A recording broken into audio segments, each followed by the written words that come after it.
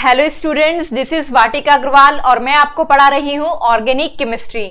आज हमारा हाइड्रोकार्बन का लास्ट लेक्चर है, तो इसके बाद हम लोग स्टार्ट करेंगे हैलोजन डेरिवेटिव्स को और इस लेक्चर में हम लोग पढ़ेंगे एरोमेटिक कंपाउंड्स को। तो बच्चों एक बार स्पीड केमिस्ट्री का टाइम टेबल रिवाइज कर लेते हैं। हम लोगों ने नॉमेनक्लेचर, जीओसी, आइसोमेरिज्म फिनिश कर लिया है और आज हमारा हाइड्रोकार्बन भी फिनिश हो जाएगा। इसके बाद halogen derivatives, alcohol, phenol and ether, carbonyl compound, amines and carboxylic acid, biomolecules, polymers and chemistry in everyday life. इस तरीके से हम लोग कंप्लीट करेंगे। तो बच्चों आज स्टार्ट करते हैं एरोमेटिक कंपाउंड्स, जिसका जनरल नेम एरीन्स भी होता है। देखो क्या है ना कि हमारे दिमाग में ऐसा आता है कि यार एरोमेटिक कंपाउंड में पाई बॉन्ड प्रेजेंट है, जैसे कि एल्कीन में पाई बॉन्ड प्रेजेंट था। तो यार जैसे एल्कीन्स इलेक्ट्रोफिलिक एडिशन दे रहे थे, वैसे ही एरोमेटिक कंपाउंड्स को भी इलेक्ट्रोफिलिक एडिशन दे देना चाहिए, पर ऐसा नहीं होता। क्यों नहीं होता बच्चों? क्योंकि ये एरोमेटिक कंपाउंड्स हैं, ये हाईली स्टेबल कंपाउंड्स हैं, ये किसी भी कंडीशन में अपनी एरोमेटिसिटी को लूज नहीं करना चाहते। और क्योंकि ये अपनी एरोमेटिसिटी को लूज नहीं करना चाहते किसी भी कंडीशन में, इसीलिए ये इलेक्ट्रोफिलिक एडिशन रिएक्शंस नहीं देते, ये सब्स्टिट्यूशन रिएक्शंस देते हैं। यानी कि ये ऐसा बोलते हैं कि यार हमारा कोई ग्रुप हटा लो और नया ग्रुप जोड़ दो, यानी कि हमारी एरोमेटिसिटी को डिस्टर्ब मत करो। ये अपनी एरोमेटिसिटी को डिस्टर्ब नहीं करने देना चाहते हैं। ठीक है बच्चों, तो aromatic compounds highly stable compounds हैं, इसीलिए ये एडिशन रिएक्शंस नहीं देते। कौन सी रिएक्शंस देते हैं? Substitution reactions. ठीक है बच्चों, तो हम लोग डीऑक्सीजनेशन, हम लोग यहाँ पर क्या क्या पढ़ने वाले हैं वो एक बार हम लोग देख लेते हैं। हम लोग deoxygenation, electrophilic substitution reactions, halogenation, nitration, sulphonation और फ्रीडल क्राफ्ट रिएक्शन, ये सारी रिएक्शंस हम लोग पढ़ने वाले हैं। ठीक है, तो हम लोग इनके कुछ स्पेशल पॉइंट्स को रिवाइज कर लेते हैं। वो क्या है? General formula of arenes are CnH2n-6y। जैसे अगर आप इसको बेंजीन से कंपेयर करो तो यार वहां पर भी तो ऐसा ही था कि CnH2n-6 ही तो हो रहा था ना, वहां पे भी है ना, वैसा ही यहां पे हो रहा है।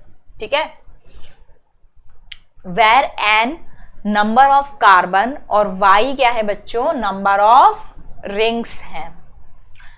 Characteristic reaction of arenes is electrophilic substitution reaction. यानी कि ये कौन सी रिएक्शंस देते हैं? सब्स्टिट्यूशन रिएक्शंस देते हैं, एडिशन रिएक्शंस नहीं देते।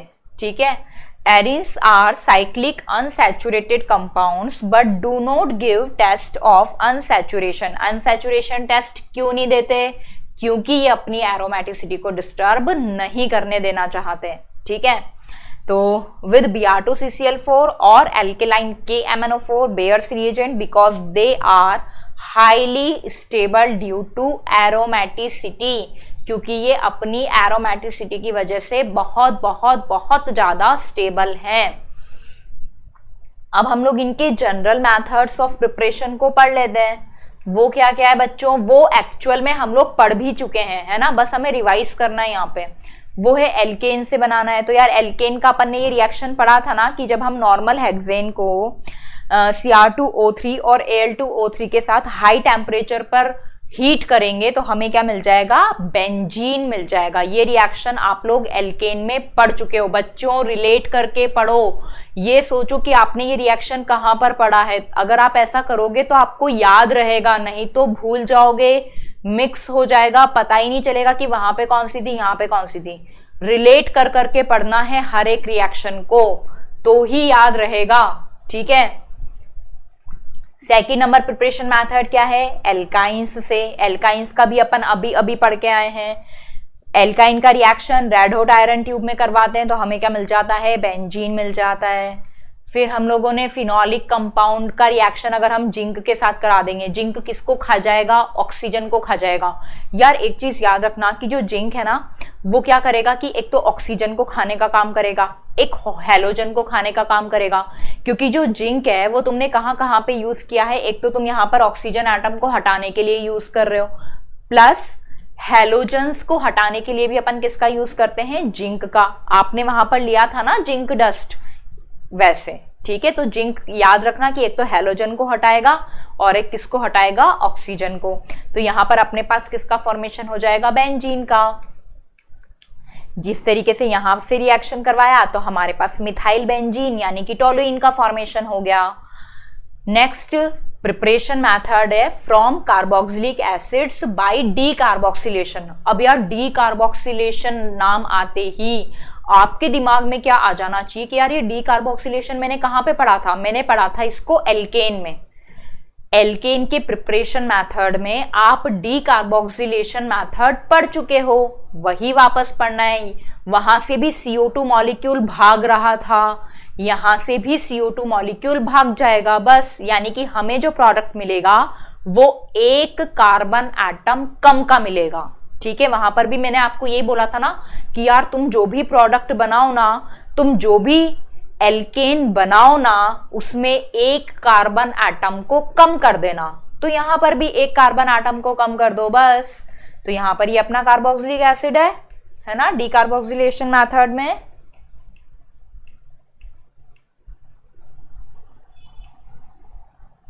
ये कोई कार्बोक्सिलिक एसिड है, इसका रिएक्शन सोडा लाइम के साथ करवाया तो हमें बेंजीन मिल जाएगा, CO2 मॉलिक्यूल बाहर निकल जाएगा, एज इट इज यहां पर होगा, मिथाइल बेंजीन बन जाएगा। फिर अगर हम लोग इसका ग्रेनार्ड रिएजेंट से भी प्रिपरेशन करा सकते हैं। मैंने बोला था कि ग्रेनार्ड रिएजेंट बेस की तरह भी बिहेव कर सकता है और न्यूक्लियोफाइल की तरह भी। अगर एसिडिक हाइड्रोजन वाला कंपाउंड देंगे तो वो क्या करेगा? बेस जल्दी से जल्दी हाइड्रोजन को लेकर भागेगा, क्योंकि acid base reactions fastest reactions होती हैं, इसीलिए वो क्या करेगा? एसिडिक H को लेकर भाग जाएगा। देखना यहां पर भी ऐसे ही हो रहा है। ये कोई ग्रेनार्ड रिएजेंट है, अपन ने H2O मॉलिक्यूल के साथ रिएक्शन करवाया तो यहाँ का ये जो बेस है ये किसको लेकर भाग गया? H को लेकर भाग गया। तो हमारे पास किसका फॉर्मेशन हो गया? बेंजीन का। एज इट इज यहां पर होगा, यहां पर भी ये वाला H एसिडिक H है ना। अब हम लोग एडिशन ऑफ X2 अगर इस पर करवा दें, ये कोई एरोमेटिक कंपाउंड है, इसका रिएक्शन अगर अब हम लोग क्लोरीन सनलाइट की प्रेजेंस में करा दें, बच्चों ये जो रिएक्शन होता है ना वो नॉर्मल टेम्परेचर पर प्रोसीड नहीं होता, इसके लिए हाई टेम्परेचर की नीड होती है ना। तो यहां पर क्या होगा बच्चों कि अगर ये कोई एरोमेटिक कंपाउंड है, इसका रिएक्शन हमने Cl2H सनलाइट के साथ करा दिया तो हमें यहाँ पर बेंजीन हेक्साक्लोराइड मिल जाएगा, जिसका जनरल नेम होता है गैमिक्सेन। क्या होता है? गैमिक्सेन। कितनी ही बार पूछ लिया जाता है कि गैमिक्सेन क्या है, तो गैमिक्सेन पता होना चाहिए कि क्या है। इसके बहुत सारे नाम हैं। इसको इन शॉर्ट बेंजीन हेक्साक्लोराइड को इन शॉर्ट BHC पाउडर। कितनी ही बार ऐसा होता है ना कि हमारे किताबों में अगर कुछ इंसेक्ट्स लग जाते हैं, कुछ दीमक वगैरह लग जाती है तो ऐसा बोलते हैं यार BHC पाउडर छिड़क दो, सही हो जाएगा। तो ये जो BHC है ना, इसको एज अ इंसेक्टिसाइड की तरह यूज किया जाता है। या फिर इसका एक और नाम है और वो नाम क्या है? लिंडेन। ठीक है, और BHC को हम लोग किसकी तरह यूज करते हैं? As a insecticide. Addition of H2 की बात करें, बेंजीन का रिएक्शन हाइड्रोजन के साथ करवाया, निकल की प्रेजेंस में साइक्लोहेक्सेन बन गया। ये रिएक्शन आपको जितना आसान दिख रहा है ना, इतना आसान नहीं है। ये नॉर्मल टेम्परेचर पर प्रोसीड नहीं होगा। क्यों? क्योंकि बेंजीन इटसेल्फ एक एरोमेटिक कंपाउंड है, वो अपनी स्टेबिलिटी को लूज नहीं करना चाहेगा। तो ये वाले जो रिएक्शंस होते हैं ये बहुत ही ज्यादा हाई टेम्परेचर पर प्रोसीड होते हैं। वापस से इसका हाइड्रोजिनेशन करवाया, हमारे पास मिथाइल साइक्लोहेक्सेन बन गया। अगर हम लोग इसका ओजोनोलाइसिस करवाएंगे तो आपको पता है यहां से बॉन्ड टूटेगा, ऑक्सीजन ऑक्सीजन। मैंने क्या बोला था ओजोनोलाइसिस के लिए? आपको डबल बॉन्ड को तोड़ो ऑक्सीजन ऑक्सीजन को जोड़ दो। तो आपने यहाँ पर ऑक्सीजन ऑक्सीजन को जोड़ देना था, यहाँ पर भी ऑक्सीजन ऑक्सीजन को जोड़ देना था।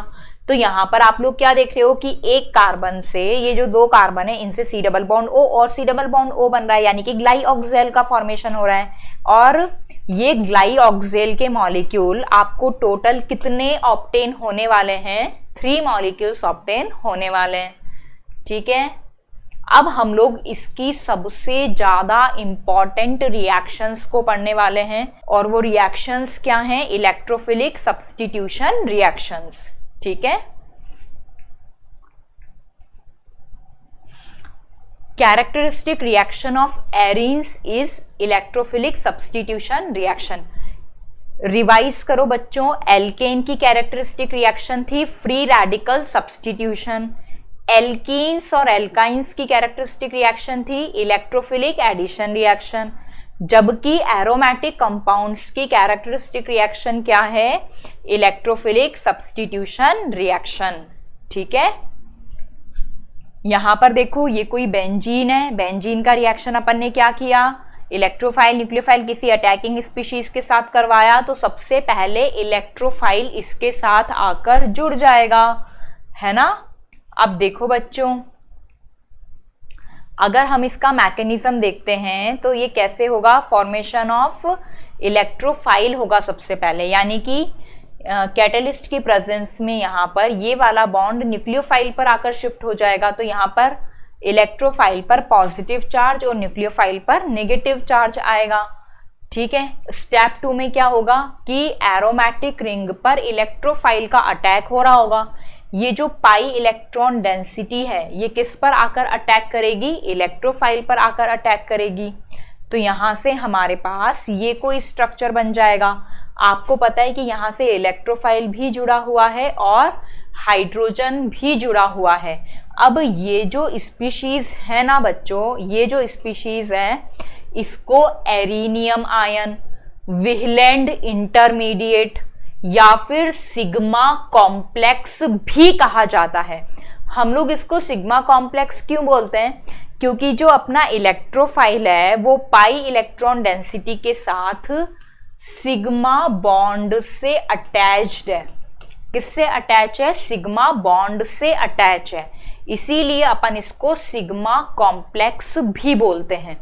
साथ ही बच्चों क्या होता है कि ये तो कोई एरोमेटिक स्पीशीज थी और ये कोई नॉन एरोमेटिक स्पीशीज है, यानी कि जो सिस्टम है वो मोर स्टेबल सिस्टम से लेस स्टेबल सिस्टम की तरफ मूव कर रहा है। यानी कि ये वाला जो स्टेप है रिएक्शन का, वो रिएक्शन का स्लो स्टेप यानी कि रेट डिटरमाइनिंग स्टेप होता है। ठीक है, इसके बाद क्या होगा बच्चों? इसका सिग्मा कॉम्प्लेक्स नाम दे दिया। अब क्या होगा? एब्स्ट्रक्शन ऑफ H+ होगा, यानी कि वापस से एरोमेटिसिटी आएगी। तो ये H के ये वाले बॉन्ड के जो इलेक्ट्रॉन्स हैं ये किसका फॉर्मेशन कर लेंगे? पाई बॉन्ड का। और ये जो H है वो किसके फॉर्म में बाहर निकल जाएगा? H+ के फॉर्म में बाहर निकल जाएगा। अब क्योंकि यहाँ पर वापस से एरोमेटिसिटी अटेन हो रही है, यानी कि less stable system more stable system में चेंज हो रहा है, यानी कि ये वाला जो रिएक्शन का स्टेप है ये कैसा स्टेप होगा बच्चों? फास्ट स्टेप होगा। ठीक है, अगर अब हम हैलोजिनेशन की बात करें बच्चों, अब आप इसमें 3-4 रिएक्शन पढ़ोगे, हैलोजिनेशन, नाइट्रेशन, सल्फोनेशन, है ना, फ्रिडल क्राफ्ट रिएक्शन। ये चारों की चारों ही रिएक्शंस इलेक्ट्रोफिलिक सब्स्टिट्यूशन रिएक्शन का एग्जाम्पल है, यानी कि इनकी जो मैकेनिज्म होगी वो अभी जो हमने मैकेनिज्म पढ़ा है वो वैसे ही प्रोसीड होगी। ठीक है, सिर्फ रिएजेंट का डिफरेंस आएगा, सिर्फ इलेक्ट्रोफाइल्स चेंज होंगे और कुछ भी चेंज नहीं होगा, है ना। ये बेंजीन है, इसका रिएक्शन Cl2 FeCl3 के साथ, यहाँ पर रिएजेंट ये है। अब ये Cl2 FeCl3 क्या करता है? FeCl4 माइनस में बदल जाता है और Cl प्लस बनाता है, यानी कि Cl प्लस इलेक्ट्रोफाइल का फॉर्मेशन करता है। तो इस तरीके से अपने पास क्लोरोबेंजीन बन जाता है। जैसे देखो बच्चों, CH3 का रिएक्शन इसके साथ करवाया तो CH3 क्योंकि एक हाइपर कॉन्जुगेशन वाला ग्रुप है, और जब हम हाइपर कॉन्जुगेशन करवाते हैं तो नेगेटिव चार्ज ऑर्थो और पैरा पोजीशन पे आता है। अब क्योंकि नेगेटिव चार्ज यानी कि इलेक्ट्रॉन डेंसिटी सबसे ज्यादा ऑर्थो और पैरा पोजीशन पर होती है, इसी वजह से जो इलेक्ट्रोफाइल जुड़ता है, जो इलेक्ट्रोफाइल जिस हाइड्रोजन को सब्स्टिट्यूट करता है, वो ऑर्थो और पैरा पोजीशन की होती है। ठीक है, तो यहां पर हमें ऑर्थो प्रोडक्ट और पैरा प्रोडक्ट मिलेगा, क्योंकि हमें पता है कि जो CH3 ग्रुप है टोलुइन में वो ऑर्थो पैरा डायरेक्टिंग है और साथ ही साथ एक्टिवेटिंग ग्रुप भी है। एक्टिवेटिंग ग्रुप का मतलब ये होता है बच्चों, वो ग्रुप जो कि बेंजीन रिंग पर पाई इलेक्ट्रॉन डेंसिटी को बढ़ा दे। वो ग्रुप जो बेंजीन पर पाई इलेक्ट्रॉन डेंसिटी को बढ़ा दे, वो ग्रुप क्या है बच्चों? एक्टिवेटिंग ग्रुप है। जैसे देखो CH3 का रिएक्शन Cl2H के साथ करवाया तो अपन को बेंजाइलिक सब्स्टिट्यूशन होगा। जब मैंने आपको एल्कीन पढ़ाया था तो मैंने आपको बोला था कि बेंजाइलिक और एलाइलिक सब्स्टिट्यूशन, Cl2 के साथ सनलाइट हो और 500 डिग्री सेल्सियस हाई टेम्परेचर हो तो एलाइलिक और बेंजाइलिक सब्स्टिट्यूशंस प्रोसीड होते हैं। तो जब अपन इसका रिएक्शन ऐसे कराते हैं तो हमें फ्री रेडिकल सब्स्टिट्यूशन रिएक्शन देखने को मिलता है, पर अगर Cl2 के साथ में FeCl3 का रिएक्शन कराते हैं तो इलेक्ट्रोफाइल जनरेट होता है और हमें ऑर्थो पैरा पर हमें क्लोरो प्रोडक्ट्स मिलते हैं। और यहाँ पर जो मैकेनिज्म ऑपरेट होता है वो मैकेनिज्म होता है इलेक्ट्रोफिलिक सब्स्टिट्यूशन रिएक्शन। ठीक है, जैसे एक और क्वेश्चन दिया हुआ है CH3Br का रिएक्शन FeBr3 के साथ करा दिया। अब ये क्या करेगा? FeBr4- में चेंज हो जाएगा, ये तो है ना, यानी कि इसने क्या बना दिया? CH3+ को बना दिया। ठीक है, अब ये इलेक्ट्रोफाइल बन गया। अगर ये इलेक्ट्रोफाइल है तो ये ऑर्थो पर भी ऐड होगा और पैरा पर भी, यानी कि हमारे पास ऑर्थोजाइलिन और पैराजाइलिन का फॉर्मेशन हो जाएगा। अब हम नाइट्रेशन रिएक्शन की बात करते हैं। बेंजीन का रिएक्शन कंसंट्रेटेड HNO3 और कंसंट्रेटेड H2SO4 से कराते हैं तो हमें नाइट्रोबेंजीन ऑप्टेन हो जाता है। बच्चों यहाँ पर एक जो क्वेश्चन पूछा जाता है वो ये है कि इस रिएक्शन में ये जो HNO3 है वो किसकी तरह बिहेव करता है। तो आपको ये चीज ध्यान रखनी है कि नाइट्रेशन रिएक्शन में HNO3 किसकी तरह बिहेव करता है? बेस की तरह बिहेव करता है। किसकी तरह बिहेव करता है बच्चों? बेस की तरह बिहेव करता है।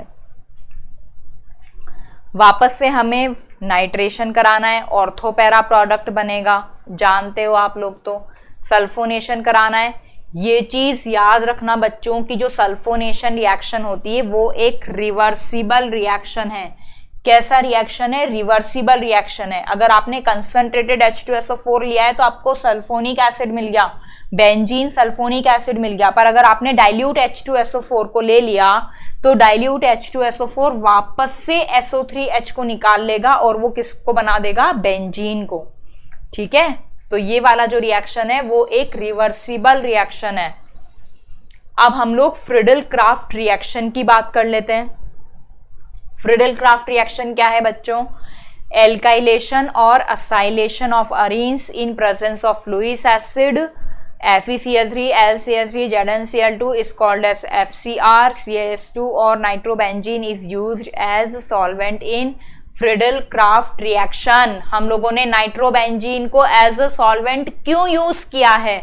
क्योंकि नाइट्रोबेंजीन में जो नाइट्रो ग्रुप है वो एक -M ग्रुप है, जिसकी वजह से बेंजीन रिंग पर इलेक्ट्रॉन डेंसिटी बहुत ही कम हो जाएगी। यानी कि वो जो नाइट्रोबेंजीन है वो इतना ज्यादा डीएक्टिवेटिंग नेचर का है कि वो कभी भी सब्स्टिट्यूशन रिएक्शन में, इलेक्ट्रोफिलिक सब्स्टिट्यूशन रिएक्शन में पार्टिसिपेट नहीं कर सकता। इसीलिए हम लोगों ने नाइट्रोबेंजीन को किसकी तरह यूज कर लिया? सॉल्वेंट की तरह। क्योंकि नाइट्रो ग्रुप डीएक्टिवेटिंग ग्रुप है, -M ग्रुप है, वहां पर इलेक्ट्रोफिलिक सब्स्टिट्यूशन रिएक्शंस प्रोसीड नहीं हो सकती। इलेक्ट्रोफिलिक सब्स्टिट्यूशन रिएक्शंस कहां पर प्रोसीड हो सकती हैं? जहां की बेंजीन पर कोई ना कोई इलेक्ट्रॉन डोनेटिंग ग्रुप जुड़ा हुआ हो। ठीक है, तो यहाँ पर देखो बच्चों, इसका सबसे पहले हम लोग एल्काइलेशन मेथड देख रहे हैं। हम लोगों ने CH3Cl के साथ रिएक्शन कराया, AlCl3 ने क्या किया, Cl- को लेकर भाग गया, यानी कि ये किसकी तरह बिहेव कर रहा है, लुईस एसिड की तरह। आपको पता है कि लुईस एसिड कौन से कंपाउंड्स होते हैं, जिनके पास इनकम्प्लीट ऑक्टेट होता है। ये भी एक 6 इलेक्ट्रॉन स्पीशीज है, तो ये जल्दी से किसको एक्सेप्ट करेगी, Cl- को। 8 इलेक्ट्रॉन्स हो जाएंगे, खुश हो जाएगी। अब बचा हुआ जो CH3 है वो CH3+ के फॉर्म में, यानी कि वो इलेक्ट्रोफाइल बन गया, और इलेक्ट्रोफाइल किससे जाकर जुड़ जाएगा, बेंजीन से जाकर जुड़ जाएगा। अब एक क्वेश्चन है, ये कुछ दिया हुआ है ना। अब यहां पर क्या होगा बच्चों, सबसे पहले तो ये Cl को लेकर जाएगा, यहां पर कौन सा चार्ज आ जाएगा, यहां पर कौन सा चार्ज आ जाएगा, पॉजिटिव चार्ज आ जाएगा, है ना। ये कोई कार्बोकेटायन बन गया। अब इस कार्बोकेटायन में रीअरेंजमेंट पॉसिबल है, क्योंकि ये कार्बोकेटायन 1 डिग्री है। ये रीअरेंज होकर किस में चेंज हो सकता है, 2 डिग्री में चेंज हो सकता है। तो अब ये जो 2 डिग्री कार्बोकेटायन है वो किससे जाकर जुड़ेगा, बेंजीन से, यानी कि हमें नॉर्मल प्रोपाइल बेंजीन नहीं मिलेगी, हमें क्या मिलेगा, आइसोप्रोपाइल बेंजीन मिलेगी। ठीक है, क्या लिखा हुआ है यहाँ पे, intermediate carbocation is formed in Friedel-Crafts reaction, so rearrangement possible. अब असाइलेशन की बात करते हैं। असाइलेशन में तो बच्चों रीअरेंजमेंट की कोई प्रोबेबिलिटी ही नहीं है, तो यहाँ पर नॉर्मल पॉजिटिव चार्ज आ जाएगा। ये जो COCH3 है वो किसके साथ जुड़ जाएगा, बेंजीन के साथ। तो हमारे पास ये असाइलेटेड प्रोडक्ट ऑब्टेन हो जाएगा। ठीक है, अब हमें एक क्वेश्चन दिया हुआ है। क्वेश्चन क्या है बच्चों, कि ये कोई 5 कंपाउंड है, इनको हमें रिएक्टिविटी ऑर्डर ऑफ ESR में अरेंज करना है। तो मैंने आपको पहले ही बताया था कि जो जितना ज्यादा +m होगा, जिस पर इलेक्ट्रॉन डेंसिटी जितनी ज्यादा होगी, वो उतना ही जल्दी इलेक्ट्रोफाइल को एक्सेप्ट कर लेगा।